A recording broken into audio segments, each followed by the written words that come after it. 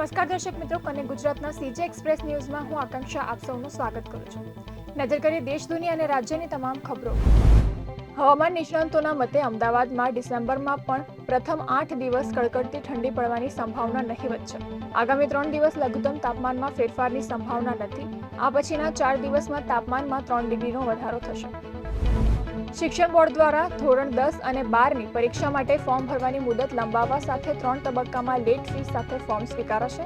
ધોરણ 10 અને 12 સાયન્સમાં શનિવારે ફોર્મ ભરવાનો છેલ્લો દિવસ હોવાથી 6 ડિસેમ્બર સુધી મુદત લંબાવી છે.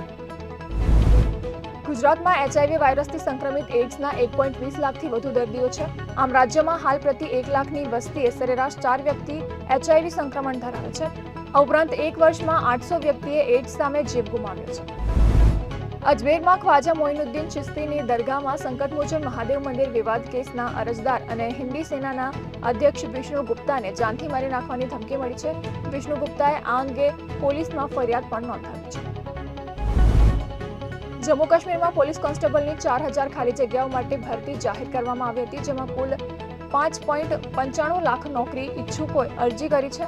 ઘણા યુવકોએ ઉંમરમાં છૂટછાટની સાથે પરીક્ષાને પાછળ ઠેલવવાની માંગ કરી હતી. કોલકાતામાં જે.એન. રોય હોસ્પિટલ અનિશ્ચિત સમય માટે બાંગ્લાદેશી નાગરિકોની સારવાર બંધ કરી દીધી છે. હોસ્પિટલના જણાવ્યા અનુસાર બાંગ્લાદેશમાં હિન્દુઓ પર થતા અત્યાચાર અને ભારતના અનાદર બદલ આ નિર્ણય લેવાયો છે. ડોનાલ્ડ ટ્રમ્પે ભારતીય મૂળના ગુજરાતી કાશ પટેલને FBI ડાયરેક્ટર બનાવી દીધા છે. કાશ પટેલ ટ્રમ્પની ખૂબ નજીકના મનાય છે. પટેલ 2017માં ગૃહની સંસદીય પસંદગી સમિતિના સભ્ય બન્યા હતા. નાઇજીરિયાની ઉત્તરેથી પસાર થતી નાઇટર નદીમાં બોટ ડૂબી જતા ઓછામાં ઓછા 100થી વધુ લોકોના મોતના અહેવાલ સામે આવી રહ્યા છે. હજુ સુધી 27 જેટલા જ મૃતદેહ રિકવર થયા હતા, પરંતુ અન્ય ઘણા લોકોની કોઈ ભાળ મળી નહોતી, કેમ કે આ દુર્ઘટના મધદરિયે સર્જાઈ. સલમાન ખાનની કિકની સિક્વલની તૈયારી થઈ ગઈ છે. ફિલ્મ સર્જકે તેની ઘોષણા કરી હતી, ત્યારે ફિલ્મને કિક 2 તરીકે ઓળખાવી હતી. હવે સાજિદ નડિયાદવાલાએ ફિલ્મનું પ્રથમ લુક શેર કર્યું છે. દક્ષિણની અભિનેત્રી કીર્તિ સુરેશે કરોડપતિ બિઝનેસમેન સાથે લગ્ન કરવાની તૈયારી કરી રહી છે. તે પોતાના કોલેજ કાળના મિત્ર એન્થની સાથે પ્રભુતામાં પગલાં માંડવાની છે. તો હતા કનેક્ટ ગુજરાતના આજના સીજે એક્સપ્રેસ ન્યૂઝ.